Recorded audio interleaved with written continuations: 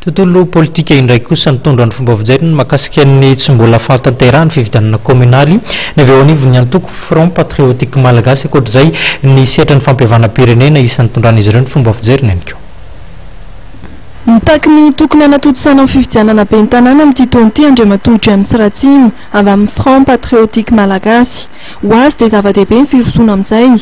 Nazavaina ihany koa fa tokony mijanona ho fahampifidianana tokana ny eto Antananarivo renivohitra ary mitsipaka marindrano ny eritreritra hanasarana izany amin'ny fifidianana ben'ny tanàna ny tenany. Be dia be ny resaka mandeha momba ny communal io misy milaza fa ho ahembotra ho zaraina enina Antananarivo dia hafa koa ny Antananarivo renivohitra zany hoe zarazaraina mba hanjakana le izy.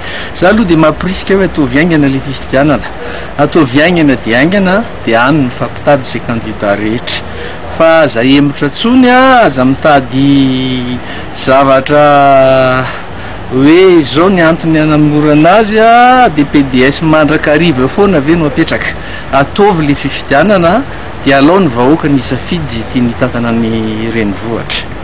Zay ny eritreritry momba an'iny fa raha ohatra moa ka tsy ho atao le izy za tsy dia marisika loatra hoe ho fifidianana petatokony ray io fa ny olana be dia tsy anaiky ny communauté internationale fa ho tereny atao io ka rehefa anao dia ataovy fa aza mitady oziny tanora hoe fika any morana an'le izy ndray dia ho zaraina ndray Antananarivo satria mpanjanaka mpanao an'izany, mpanjanaka ny manao hoe diviser pour régner io.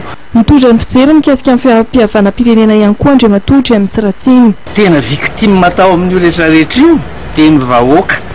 Ianao, za, ny vahoaka rehetra ny victime voalohany dia any zany ny tsara jerena fa raha zareo samy mpanao politika ny hoe potika ny fananandrahanina dia dao amboaritsika dia izy samy izy ihany ny fanamboatra ao, tsy zany akory ny fampihavanana fa le victime no jereva voalohany, zany hoe ny vahoaka pitehan'ny mpanao politika no jerena fa tsy vahoaka nge tsy miady zany zareo tady tombontsoa miady. Fotoana tokony banjinana ny tombontsoa Besomaro zao ho iatrany Andriamatoa James Ratsimy.